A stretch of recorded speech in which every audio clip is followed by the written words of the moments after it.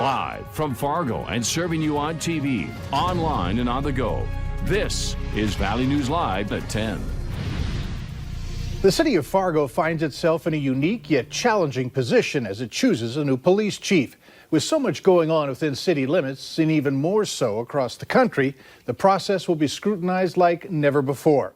Valley News Team's Katie Opperly explains what criteria the city has set.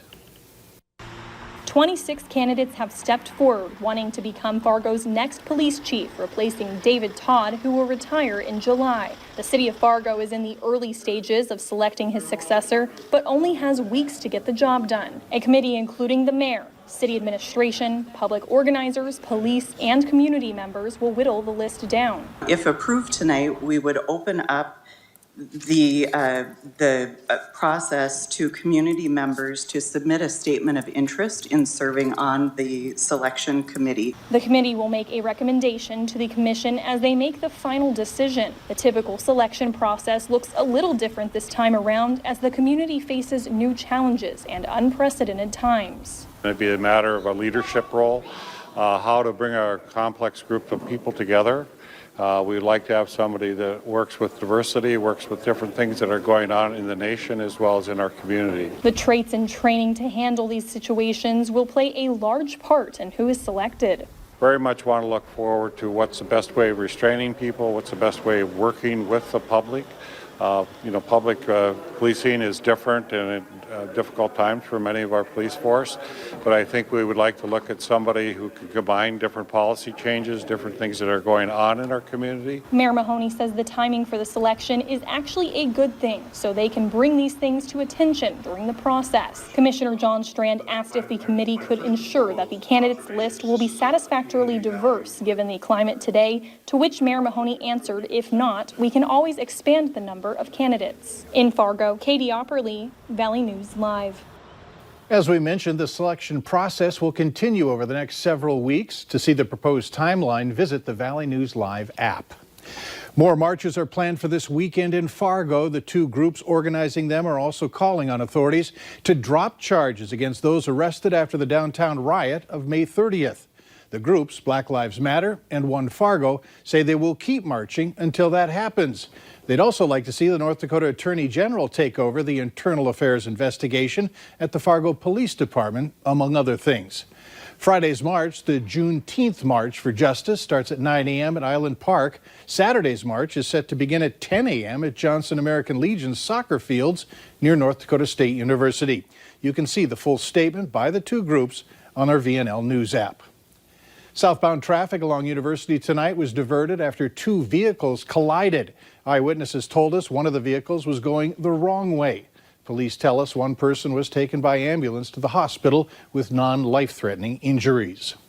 By now, you've probably driven through some area of the metro that's having road work done. Well, this project is along 7th Avenue North from 17th Street to 20th Street in North Moorhead. Some residents in that area aren't happy with the associated special assessments. They'll be paying about $5,200 over the next 20 years. They're frustrated because they say it's semis that are tearing up the road. Told them that the semis going by are what's really tearing the road apart. Well, we're in our 60s, and to have 20 years of paying $500 a year is a big chunk of money for us. The city had no comment on the issue of the semis, but added that the road was first built in 1956 and was due for some much-needed repairs.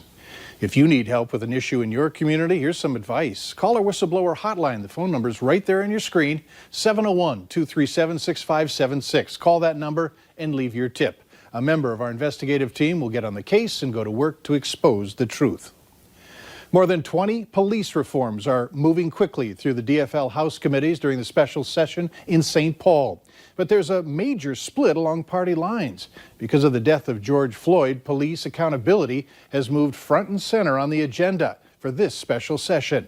Senate Republicans are echoing their House colleagues, saying the bills are too broad and happening too quickly and are confusing.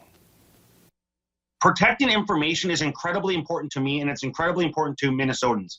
And if we have to act so fast that we just can't get proper language in here for protections, and now we're going to delete provisions in the A2 amendment, yikes, members, yikes.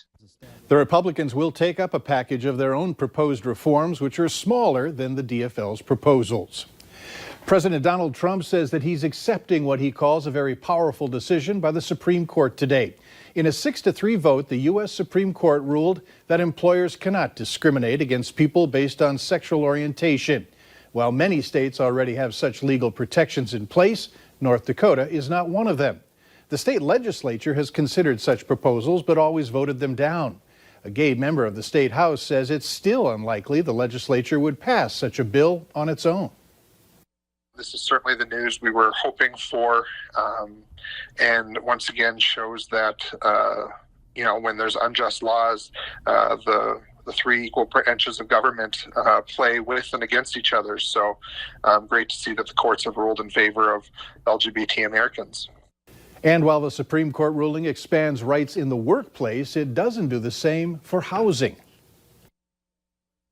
North Dakota was a right to fire state, meaning that you could be fired for being gay. So this actually will protect you. With that being said, too, people can actually be denied in the state of North Dakota for equal housing. And it's actually been presented to the North Dakota state legislature for passing, and it was actually failed 2 years ago, and it's coming up again. This ruling comes just a few days after the Department of Health and Human Services removed sexual orientation as a protected group for Affordable Care Act qualifications. Ethanol plays a role in North Dakota's two biggest industries. They are oil and agriculture. Over the first week of June, production increased by nearly 10%, according to the U.S. Energy Information Administration. However, the industry is still taking hits in the market. Reporter Jacob Noterman has the story. Ethanol production has helped corn prices and given farmers a place to sell after a tough season. But with plants closing around the country and others struggling to find demand, North Dakota producers are in a worrying industry. Upwards of 60% of North Dakota's corn is used to make ethanol. But due to ongoing trade disputes and the pandemic shutting down international trade, American ethanol production and demand took a tumble. Fuel demand in some locations down 50%. A lot of places, 60 to 50%. It just devastated the demand for everything. I mean, as our country shut down. According to the North Dakota Ethanol Producers Association, half of all American ethanol plants shut down in 2020. North Dakota's 5 plants are still operational, but one idled for roughly 60 days. And while plants may be open, not all are running at full capacity. And even if they are running, margins are in the red. We see that as moving back into as a fuel demand starts picking up. We're looking at some ethanol demand picking up, but we got a lot of idle production coming back that we'll see where that all ends up. To help profits, some plants have turned to making industrial alcohol for hand sanitizer. And industry leaders say this adaptation may become part of the new normal. Despite trade taking a hit, North Dakota has been trying to save its plants from shutting down. In April, the Bank of North Dakota awarded upwards of $15 million per plant in low-interest loans. North Dakota State University's athletic director Matt Larson has confirmed to Valley News Live that a student athlete has tested positive for coronavirus. Larson says that the person is doing better and is in quarantine for a couple of weeks. He adds that the action plan that they have in place seems to be working fine. That included notifying others who may have come in contact with the individual. There have been another 22 positive cases of COVID-19 in North Dakota, 15 of those in Cass County. There are now 344 active cases in the state. For the 5th straight day, there were no new deaths reported. The death toll linked to the virus remains at 74. In Minnesota, they're reporting another 6 deaths, bringing the death toll to 1,304. Overall, another 230 positive cases have been reported today alone. The active case count now sits at 2,780.